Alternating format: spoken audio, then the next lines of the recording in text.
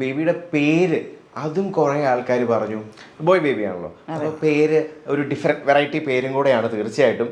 അപ്പോൾ അതിലേക്ക് എങ്ങനെയാണ്, ചില ആൾക്കാർ ചോദിച്ചോ ഈ പേരെന്താ ഒരു ഗേൾസ് നെയിം ആണോ, അല്ലെങ്കിൽ ഐ മീൻ നിങ്ങൾ ആ ഫേസ്ബുക്ക് യൂട്യൂബ് നോക്ക്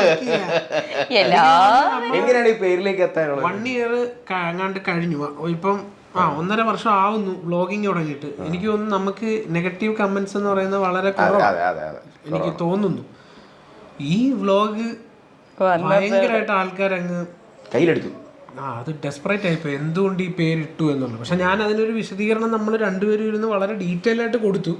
ബട്ട് സ്റ്റിൽ അവരതിൽ ഹാപ്പി അല്ല, ലൈക്ക് ആൾക്കാർ. അപ്പൊ ഇത് നേരത്തെ പറഞ്ഞ പോലെ ഒരു വെറൈറ്റിക്ക് വേണ്ടി നമ്മൾ ഇട്ട പേരല്ല കേട്ടോ. അപ്പൊ ഇതിന്റെ ഫസ്റ്റ് ഇന്റർവ്യൂ ആണ്, നിങ്ങളാണ് ഇതിനെ പറ്റി ആദ്യമായിട്ട് നമ്മളോട് ചോദിക്കുന്നത്. സോ പറയാം, ഇതെനിക്ക് ഞാൻ ഈ ഭയങ്കര ഇൻഡ്യൂഷനിലൊക്കെ വിശ്വസിക്കുന്ന ആളാണ്. എനിക്ക് കുറച്ച് സ്പിരിച്വൽ ആയിട്ടുള്ളൊരു ഒരു ഏരിയ ഉണ്ട്. അത് ഹിഡൻ ആണ്, നമ്മൾ വ്ളോഗിലൊന്നും അധികം കാണിച്ചിട്ടില്ല. അപ്പം എനിക്ക് ഈ പേര് എന്നിലേക്ക് വന്നതാ. ആത്മജ എന്നുള്ള പേരും മഹാദേവ് എന്നുള്ള പേരും രണ്ടും എന്നിലേക്ക് വന്നതാ. അപ്പം അത് ഞാൻ ആദ്യം എൻ്റെ സിസ്റ്ററിന്റെ കുട്ടിയാണ് ആദ്യം ഉണ്ടായത്. അതായത് നമ്മളെ കല്യാണത്തിന് മുന്നേ കേട്ടോ. നമ്മൾ കല്യാണമൊക്കെ ചിന്തിക്കുന്നതിനൊക്കെ മുന്നേ വന്നത്. അപ്പോൾ അത് ആദ്യം ഈ പറഞ്ഞ മാതിരി സിസ്റ്ററിനോട് പറഞ്ഞപ്പോൾ അവർക്കത് ഈ പറഞ്ഞ മാതിരി താല്പര്യം പ്രകടിപ്പിച്ചില്ല. അപ്പൊ ഞാൻ എനിക്കൊരു കുട്ടി ഉണ്ടായപ്പോ എനിക്ക് ചോദിക്കാൻ ഒരാളെ ഉള്ളൂ. ദേവിയോട് ചോദിച്ചു ഓക്കെ ആണെന്ന് ചോദിച്ചപ്പോ ദേവിയെ ഓക്കെ പറഞ്ഞു. എനിക്ക് ഓക്കെ ആയിരുന്നു. 2 കാര്യം. ഒന്ന്, പുള്ളി സെലക്ട് ചെയ്യുന്നത് എന്തും കഴിഞ്ഞു തുടങ്ങി. ആത്മജ മഹാദേവ് വിളിച്ചപ്പോ ഉണർന്നിട്ടുണ്ട്. ഞാൻ ഒന്ന് ഒറ്റ മിനിറ്റ് ഞാൻ പോയി എടുക്കാം. അപ്പൊ ഞാൻ പറയാം പേരിന്റെ സമാധാനിപ്പിക്കുന്നത് അച്ഛൻ തന്നെയാണ് കേട്ടോ. കാരണം എനിക്ക് ആകെയുള്ളൊരു പണി എന്ന് പറയുന്നത് പാല് കൊടുക്കുക, ഇത്ര മാത്രമേ പണിയുള്ളൂ. ബാക്കി ഇത്ര മാഷിനെ നോക്കുന്നത്. പേരിന്റെ കാര്യം പറയാം. എൻ്റെ അടുത്ത് ഇങ്ങനെ പറഞ്ഞപ്പം ആദ്യത്തെ കാര്യം എന്ന് പറഞ്ഞു കഴിഞ്ഞാൽ പുള്ളി എന്തെങ്കിലും സെലക്ട് ചെയ്യുന്നുണ്ടെങ്കിൽ അതൊരു അത്രയും നമ്മളടുത്ത് ചോദിക്കണം എന്നുണ്ടെങ്കിൽ തന്നെ അത്രയും അതിനെക്കുറിച്ച് 100 പ്രാവശ്യം ചിന്തിച്ച് അത്രയും ഉറപ്പായതിനു ശേഷം മാത്രമേ നമ്മളടുത്ത് ചോദിക്കുള്ളൂ. അപ്പൊ ആ ഒരു വിശ്വാസം എനിക്കുണ്ട്. അപ്പൊ എന്തുകൊണ്ടോ ആ പേരിൽ പുള്ളിക്ക് അത്രയും താല്പര്യം ഉണ്ടോ എന്ന് മനസ്സിലായി.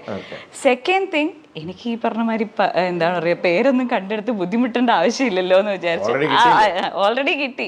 അപ്പൊ എനിക്കും ഇഷ്ടമായി. പിന്നെ കുറെ ആയിട്ട് ഞാൻ കേൾക്കുന്നുണ്ട്. ഇപ്പൊ കല്യാണത്തിന് മുന്നേ ആണെങ്കിലും ഈ പേര് പറഞ്ഞ് ഞാൻ കേൾക്കുന്നുണ്ട്. ആത്മജ എന്ന് മാത്രമേ ഉണ്ടായിരുന്നുള്ളൂ പേര്.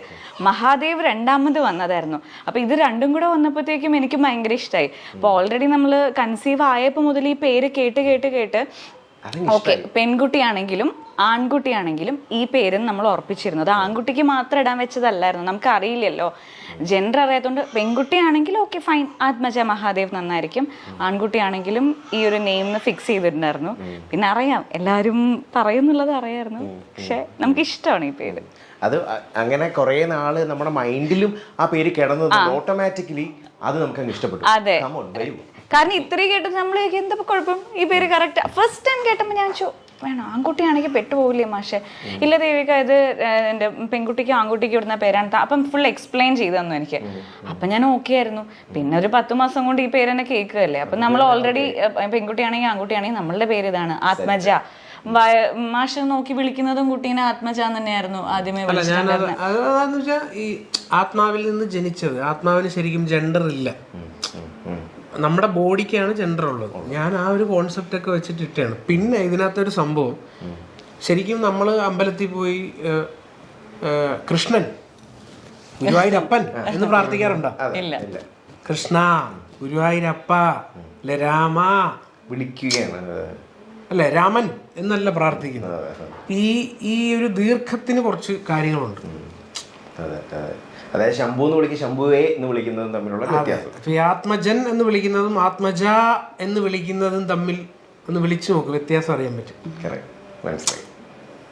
ആത്മജ് എന്ന് വിളിക്കുന്നതും ആത്മജൻ എന്ന് വിളിക്കുന്നതും ആത്മജ എന്ന് വിളിക്കുന്നതും വ്യത്യാസം.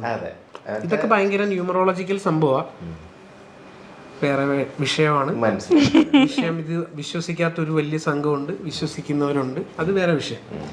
പക്ഷെ എന്നെ സംബന്ധിച്ചിടത്തോളം നമുക്ക് ഒരു വിഷൻ വന്നു, എന്നിലേക്ക് അത് എത്തിച്ചേർന്നു അല്ലേ, വന്നു ചേർന്നതാണ്. ഈവൻ മഹാദേവ് എന്ന് പറഞ്ഞ പേരിന് പോലും ഒരു കാരണമുണ്ട്.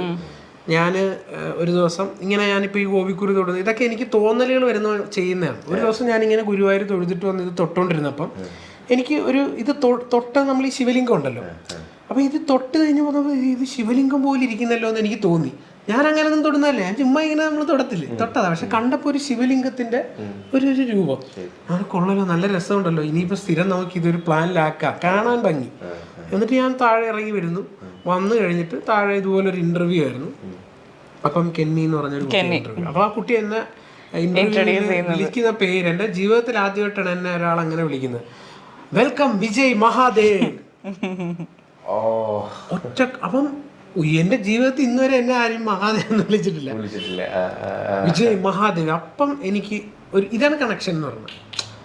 ഞാനിങ്ങനെ ശിവലിംഗം എൻ്റെ ഇതിൽ കാണുന്നു, എന്നെ താഴെ വന്നൊരാള്. ഞാൻ ഇതിന് ശേഷം ആ സമയത്ത് നമ്മൾ ചിന്തിച്ചുകൊണ്ടിരുന്നത് ആത്മജ മാത്രം പോരെ, എനിക്ക് എൻ്റെ പേരിൽ അറിയപ്പെടാൻ താല്പര്യമില്ല. ഇപ്പം ഞാൻ അത്യാവശ്യം നമുക്ക് ഒരു സെലിബ്രിറ്റി ഇമേജ്, അല്ലെങ്കിൽ ഞാൻ ഒരു ആർട്ടിസ്റ്റാണ്, ദേവികയും ഒരു നടിയാണ്, ആർട്ടിസ്റ്റാണ്. അപ്പം ആത്മജ ഒരു വ്യക്തിയായിട്ട് വളരട്ടെ, ഒരു ഇൻഡിവിജ്വൽ ആവട്ടെ. അല്ലാതെ ആത്മജ, വിജയ്, മാധവ്, ദേവിക, നമ്പ്യാരെന്നൊക്കെ ഇട്ട് മനസ്സിലായ അത് വേണ്ടല്ലോ എന്ന് വിചാരിച്ചിരിക്കുന്ന സമയത്താണ് ഈ മറ്റേ ശിവലിംഗവും താഴെ വന്ന് എന്നെ മഹാദേവൻ ഇൻട്രൊഡ്യൂസ് ചെയ്യുന്നതും. അപ്പൊ ഞാൻ ഇങ്ങനെ കണക്ട് ചെയ്ത് വന്നപ്പോ ആത്മജ, മഹാദേവ്, മാധവിൽ ഒരു മഹാദേവ് ഉണ്ട്, ദേവികയുടെ ദേവും ഇതിനകത്തുണ്ട്.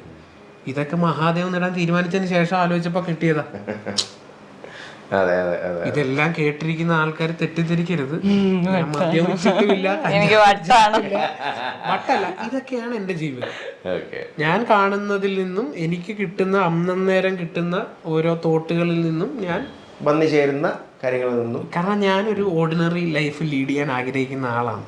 ഈശ്വരനിൽ മാത്രം വിശ്വസിക്കുന്നു, മനസ്സിലായി. മറ്റ് ജീവജാലങ്ങളിലൊക്കെ നമ്മൾ കാണുന്നുണ്ടെങ്കിൽ ഞാൻ വിശ്വസിക്കുന്നത് എൻ്റെ മുകളിലുള്ള ആ ഒരു ശക്തി, അത് എന്നിലേക്ക് ഇങ്ങനെ ഓരോന്ന് തരുവാണ് ചെയ്യുന്നത്. ഇപ്പൊ ഈ ബ്ലോഗ് ചെയ്യുന്നത് ഇതെല്ലാം അങ്ങനെയാണ്. ഞാനൊന്നും പ്ലാൻ ചെയ്തില്ല, നമ്മൾ ഈ ഷൂട്ട് പോലും പ്ലാൻഡ് ഒന്നും അല്ലല്ലോ, നമ്മളത് റിസീവ് ചെയ്യുന്നു. സിമ്പിൾ നന്മ മാത്രമേ എനിക്ക് കിട്ടത്തുള്ളൂ. കാരണം ഞാൻ ചിന്തിക്കുന്നതും ആഗ്രഹിക്കുന്നതും അത്രേ ഉള്ളൂ. അതുകൊണ്ട് ആ ഒരു കോൺഫിഡൻസ് ആണ് കേട്ടോ. ഇപ്പം ഞാൻ വന്നപ്പോഴേ ഫസ്റ്റ് കണ്ട പിക്ചർ അവിടെയാണ്. അപ്പം നമ്മളും പണ്ട് സ്റ്റാർ സിംഗറും അല്ലെങ്കിൽ പണ്ട് തൊട്ടേ കണ്ടുകൊണ്ടിരുന്ന, കാരണം ക്ലീൻ ഷേവ്. ഇപ്പം മറ്റേ റഫ് പരിപാടി, കുറച്ച് താടി, കട്ടിമീശ, മറ്റേ ഫുൾ ചോക്ലേറ്റ് ഇതാണല്ലോ. അപ്പോൾ ശരിക്കും ആ ഒരു ലുക്കിലേക്ക് ഇപ്പൊ ആൾക്കാർ കാണുമ്പോൾ എങ്ങനെയാണ്? എനിക്ക് തോന്നുന്നു ഈ ഫോട്ടോ വെച്ചിരിക്കുന്നത് അമ്മയ്ക്ക് വേണ്ടി വെച്ചിരിക്കുന്നതാണ് കേട്ടോ. അമ്മ രാവിലെ എണീറ്റ് വന്ന് കാണാനല്ലോ അടച്ച് വന്ന് ബാക്കി ഈശ്വരന്മാരെയൊക്കെ തൊഴുതിന് ശേഷം ഞാൻ പറഞ്ഞുതരാം. അമ്മ ഫസ്റ്റ് ഇവിടെ ഗണപതി ഉണ്ട്, ആ ഫോട്ടോന്റെ മുകളിൽ ഗണപതിയാണ്. അമ്മ ആദ്യം റൂമിൽ നിന്ന് ഇറങ്ങി വന്ന് ഗണപതിനെ തൊഴും, പിന്നെ അച്ഛനെ തൊഴും, പിന്നെ അമ്മ വന്ന് തൊഴുന്നത് ഇതാ. കാരണം അമ്മയ്ക്ക് ആകെയുള്ളൊരു ആശ്വാസം, ഓ എന്റെ മാധു ഇങ്ങനെയായിരുന്നല്ലോ എന്റെ മാധു എന്ന് പറഞ്ഞിട്ട് മൂന്നാമത് തൊഴുന്നത്. ഇപ്പോഴും അമ്മ അക്സെപ്റ്റ് ചെയ്തിട്ടില്ല, എന്റെ മാധു ഇങ്ങനെയല്ല അമ്മ എപ്പോഴും പറയാ. ഇനിയും മുടി വളരും എന്നുള്ള പ്രതീക്ഷ